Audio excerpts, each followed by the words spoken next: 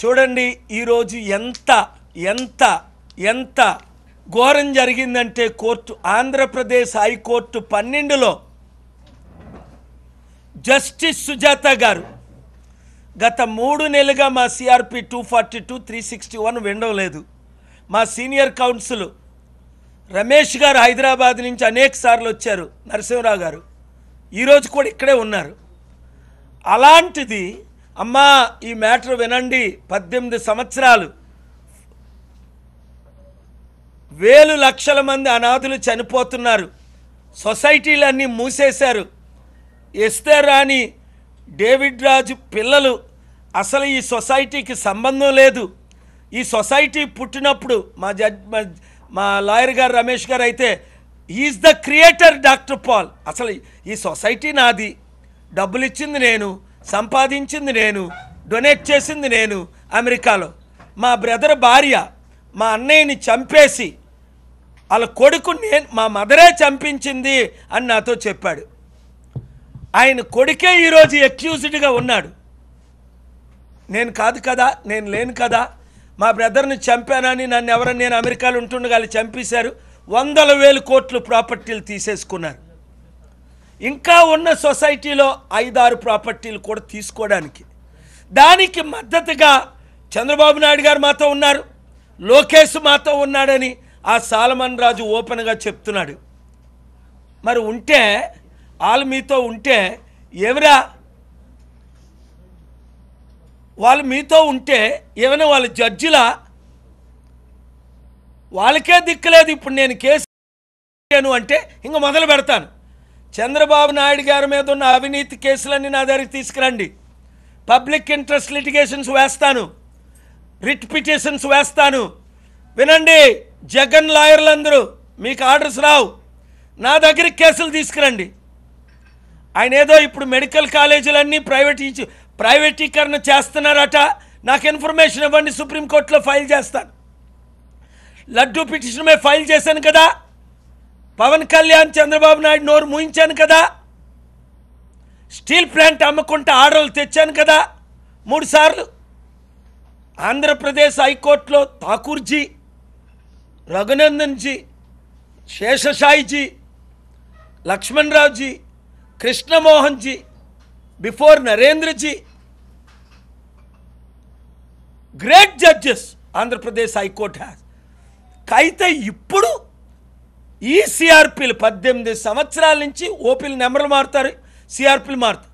ఎవరు అడుగుతున్నారు? మా బ్రదరు వైఫ్ డీల్ పెట్టుకుందట చంద్రబాబు నాయుడు గారు కొడుకుతో.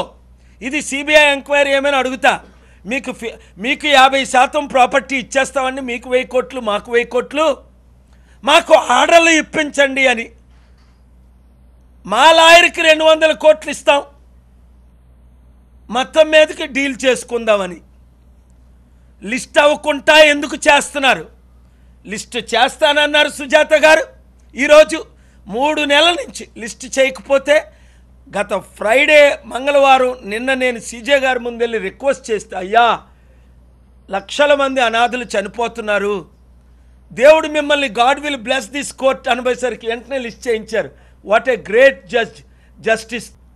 జగన్మోహన్ రెడ్డి గారికి నేను ఒక ఆఫర్ ఇస్తున్నాను, మీ పట్ల చాలా రెడ్ బుక్ అన్యాయాలు జరుగుతున్నాయి, రండి కలిసి పోరాటం చేస్తాను, మీ కొరకు అండగా నిలబడతాను. ఏ కేసులు ఉన్నాయో వీరందరి మీద అవినీతి కేసులు ఇప్పుడు ప్రైవేట్ కాలేజీలు ప్రైవేట్ చేస్తున్నారట కదా, పబ్లిక్ ఇంట్రెస్ట్ లిటిగేషన్ వేస్తాను, రండి ఇన్ఫర్మేషన్ తీసుకొని. ఈ చంద్రబాబు నాయుడు గారి గవర్నమెంట్ లోకేష్ ద్వారా పవన్ కళ్యాణ్ ద్వారా ఎవరికి అన్యాయం జరుగుతుందో రండి మా ఆఫీస్కి వచ్చి మీరు దరఖాస్తులు. ఆయన ఎప్పుడు మాకు అన్యాయం చేయలేదు, 2014 నుంచి 19 వరకును. ఆయన ముఖ్యమంత్రిగా ఉన్నప్పుడు ఆయన పని ఆయన చేసుకున్నారు. మా ప్రాపర్టీల దగ్గరికి రాలేదు, మా చారిటీల దగ్గరికి రాలేదు, మా సొసైటీల దగ్గరికి రాలేదు.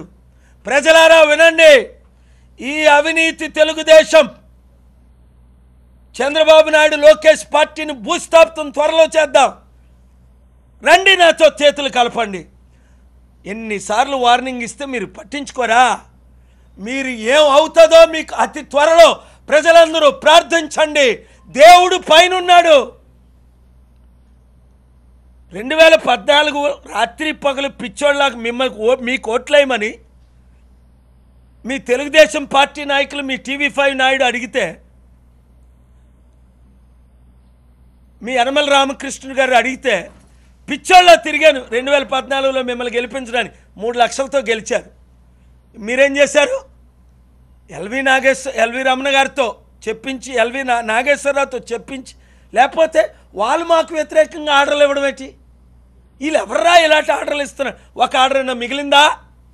ఒక ఆర్డర్ అయినా ఈరోజుకుందా? అవన్నీ రద్దు చేయించానా లేదా? కమాన్, ఖబర్దార్. దేవుని చారిటీని మీరు ట్రస్ట్ చేస్తే, మీరు టచ్ చేస్తే ఎస్తేర్ రాణి కుటుంబం ఎలా నాశనం అయిపోయిందో అలాగే మీ కుటుంబాలు సర్వనాశనం అయిపోతాయి.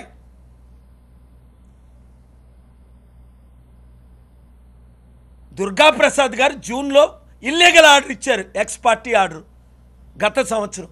వెంటనే ఎందుకు ఇల్లీగల్ ఆర్డర్ అని తిలహారి గారి దగ్గరికి నేను వెళ్తే ఆయన you are not fit to argue అని ఆయన ఒక ఇల్లీగల్ ఆర్డర్ ఇచ్చారు. ఆ తర్వాత భానుమతి జడ్జి గారి దగ్గరికి వస్తే ఆవిడ 3 నెలలు. ఆ తర్వాత సుమతి గారు, ఆవిడైతే ఇటు అటు ఇచ్చేసి నడుస్తారు. ఇచ్చినప్పుడు నాకు 3 సెకండ్లనే ఇవ్వరా? కంటెంప్ట్ వేస్తారట. ఎటా వేసేది కంటెంప్ట్? త్వరగా రేపే వేయండి, ఇంకా బాగుంటుంది, ఇంకా ఫైట్ ఇస్తాను. మిమ్మల్ని పైకి పంపించింది ఆ కోతలను. అది ముఖ్యమంత్రి. నా పవర్ ఏంటో మరొకసారి చూపిస్తా, దేవుని పవర్ ఏంటో చూపిస్తా. మా అన్నయ్యని చంపిన ఎస్తేర్ రాణి పిల్లలకి, ఎస్తేర్ రాణికి మీరు 50-50 చేసుకుందామని మద్దతు ఇస్తారా? చీకటిగా 18 నెలలు నోరు మూసుకున్నాను. చంద్రబాబు సీఎం అయిన దగ్గర నుంచి, జూన్ నుంచి. ఆయన సీఎం అవ్వగానే ఫస్ట్ ఆర్డర్, సెకండ్ ఆర్డర్, 5 జడ్జిలు మారారు. మాయేటి ప్రాపర్టీలు కష్టపడింది నేను, డబ్బులు తెచ్చింది నేను, సొసైటీలు స్థాపించింది నేను. మా అన్నయ్య పిల్లలప్పుడు పుట్టేలేదు. 3,10,000 మంది అనాథులను కాపాడింది నేను. 40 లక్షల వితంతులు కాపాడింది నేను. 22 సార్లు చంద్రబాబు నాయుడు ప్రేయర్ చేయించుకున్నాడు. అలాంటిది ఈరోజు నా చారిటీలు తీసుకెళ్ళి మా ఎస్తేర్ రాణి కలికిస్తారా? మీడియా మిత్రులందరూ వినండి, యువకులారా వినండి, స్కాలర్స్ వినండి, జడ్జెస్ వినండి, జ్యుడిషియల్ వినండి. నన్ను చంపాలని ప్రయత్నిస్తున్నారు గవర్నమెంట్ సపోర్ట్తో. నన్ను చంపాలన్న వాళ్ళందరూ కుక్క చావు చచ్చారు, పిండి అయిపోయారు, మసి అయిపోయారు, మట్టి అయిపోయారు. దేవుడు పంపగా వచ్చాను. ఇప్పటికైనా మారితే మీరు బ్రతుకుంటారు, మారకపోతే రాజకీయ నాయకులు మీరు కూడా వాళ్ళు వలె 7గురిలాగే మీరు కూడా చేస్తారు. ఇది దేవుని ఫైనల్ వెర్డిక్ట్. ఇప్పుడు వరకు చెప్పకూడదు అనుకున్నాను. ఇవాళ కోర్టులో జరిగిన అన్యాయాన్ని బట్టి నేను చెప్తున్నాను. ఇమీడియట్గా సుప్రీంకోర్టుకి వెళ్తున్నాను. ఆల్రెడీ ఏపీసీజేకి లెటర్ ఇచ్చేసాను. వారు పిఎస్ని కలిసి ఏపీ రిజిస్ట్రార్ జ్యుడిషియల్ కలిశాను, లెటర్ ఇచ్చేసాను. ఈరోజు నాకు జరిగింది అన్యాయం అని రిట్ పిటిషన్ ఫైల్ చేశాను.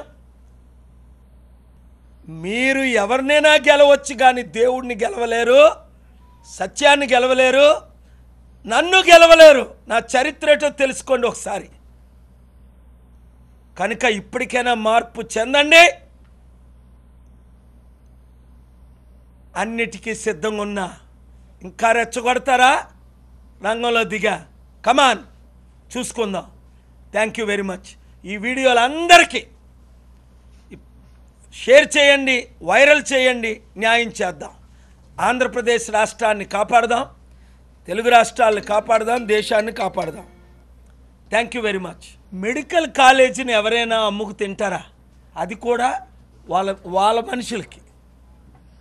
స్టీల్ ప్లాంట్ను ఆపుతామన్న కూటమి ప్రభుత్వం, చంద్రబాబు నాయుడు గారు, పవన్ కళ్యాణ్, మోదీ గారు ఈరోజు స్టీల్ ప్లాంట్ని ప్రైవేటైజేషన్ పేరుతో చూడుగా అమ్మిస్తుంటే మేమేం చేయగలం అంటున్నారు. ఒకటి, వీళ్ళు మెడికల్ కాలేజీని అమ్మాడు, లక్షల కోట్లు అప్పు చేశాడు, క్రైమ్ రేటు ఆకాశాన్ని అంటుకుంది. హైదరాబాదులో అయితే 12,000 కోట్లు విలువైన డ్రగ్స్ని పట్టపగలు పట్టుకుంటే మాట్లాడినోడు లేడు. ఏమైపోయారు ఇదంతానా? అసలు దేశం ఎక్కడికి వెళ్తుంది? నేను తప్ప కాంప్రమైజ్ అవ్వకుండా ఈ రాజకీయ నాయకులతో ఈ జస్టిస్ కొరకు ఫైట్ చేస్తుంది ఎవరు? Thank you very much. Any specific questions you have?